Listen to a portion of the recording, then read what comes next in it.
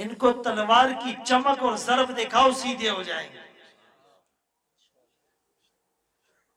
ان بدبختوں کا ایک علاج الجہاد الجہاد۔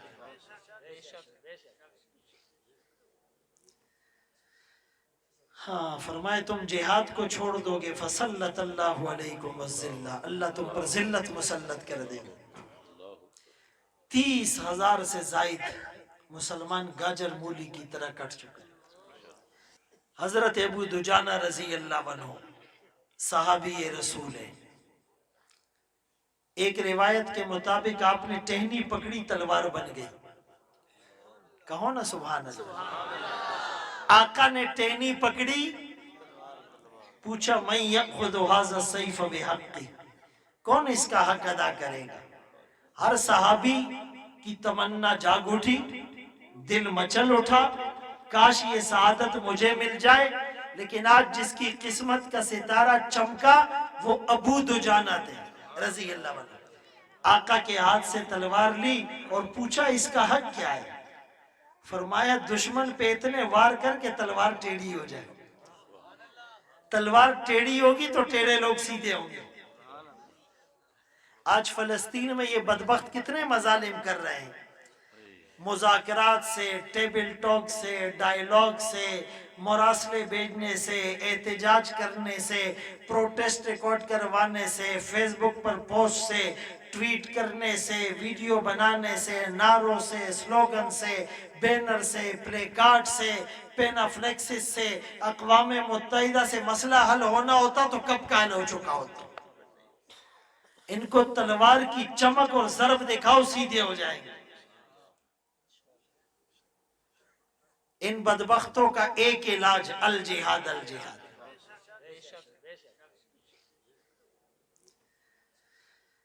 ہاں فرمائے تم جہاد کو چھوڑ دو گے فسلط اللہ علیکم الذلہ، اللہ تم پر ذلت مسلط کر دے گا۔ 30,000 سے زائد مسلمان گاجر مولی کی طرح کٹ چکے۔ 60% اس میں عورتیں اور بچے۔ نہ مسجدوں کے تقدس کو برقرار رکھ سکے، نہ عورتوں کی عصمتوں کی ہم حفاظت کر سکے، نہ اپنے بوڑھے بزرگوں کو آنکھیں دکھانے کے ہم قابل ہیں۔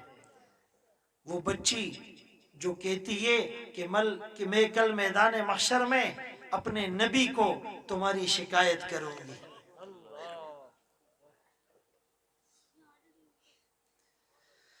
اللہ اکبر کبیرہ۔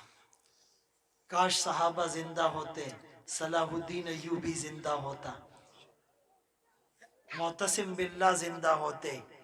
ایک عورت کی پکار پہ کہا اس وقت تک سر پر تیل نہیں لگاؤں گا، چارپائی پر لیٹوں گا نہیں جب تک اس بہن کا بدلہ نہ لوں۔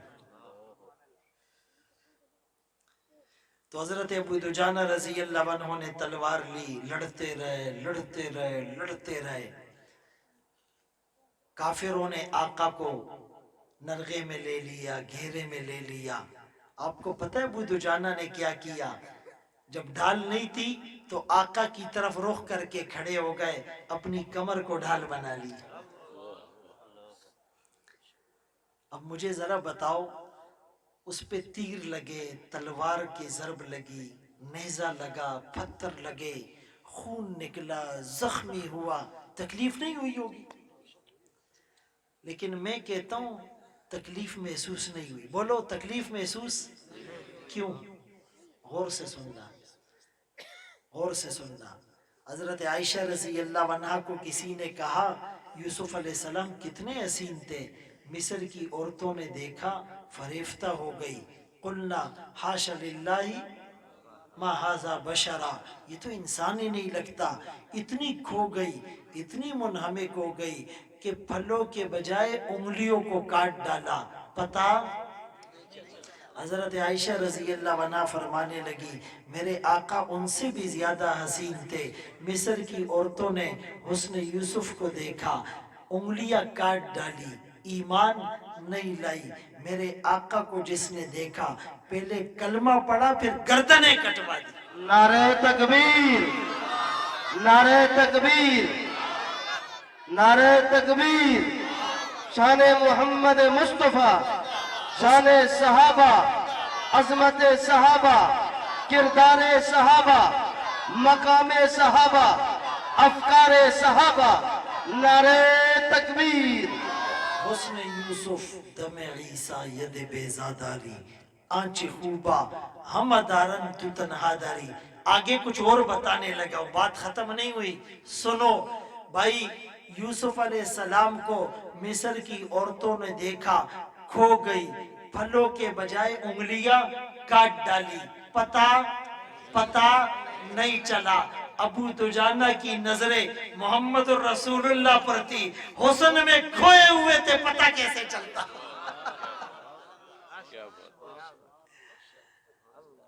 حسن میں کھوئے ہوئے تھے اور پتہ چل جائے۔ یہی تو وجہ ہے کہ صحابہ شہید ہوتے ہیں، نعرہ لگاتے ہیں فزت رب الکعبہ، رب کعبہ کی قسم میں کامیاب ہوگی۔ یہی تو وجہ ہے حضرت خبیب کو سولی پر لٹکایا جا رہا ہے۔ فلست ابالی حین اقتل مسلما علی ای جنب کان للہ مسرعی۔ ارے ٹکڑے ٹکڑے کر دو، جس کروٹ پر مروں گا اللہ کے لیے مروں گا۔ یہی تو وجہ ہے کہ مائی کو پتہ چلا تیرا باپ شہید ہو چکا، تیرا بیٹا شہید ہو چکا، تیرا شوہر جدا ہو چکا، تیرا بھائی داغ مفارقت دے چکا۔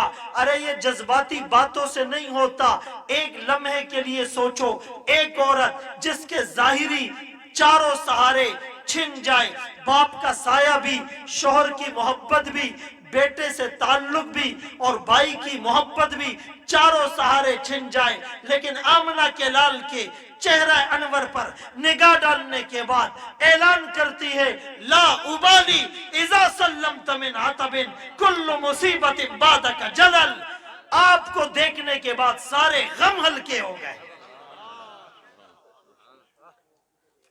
یہی تو وجہ ہے حضرت خنسہ رضی اللہ عنہ نے چاروں بیٹوں کو، جوان بیٹوں کو جمع کیا۔ یہ مجھے کہنے میں آدھا منٹ لگتا ہے، آپ کو سننے میں بھی اتنا ٹائم لگتا ہے، لیکن تصور میں لاؤ، چار جوان بیٹوں کو جمع کر کے ترغیب دیتی ہے، کنونس کرتی ہے، برانگیختہ کرتی ہے، ابارتی ہے، موٹیویٹ کرتی ہے۔ کل ناموس رسالت پر بات آنے والی ہے، کل ناموس رسالت پر پہرا دینے کا وقت ہے، کل ناموس رسالت پر نچھاور ہو جانے کا وقت ہے، کل جان کی بازی لگانے کا وقت ہے، کل تن من دھن کی بازی لگانے کا وقت ہے۔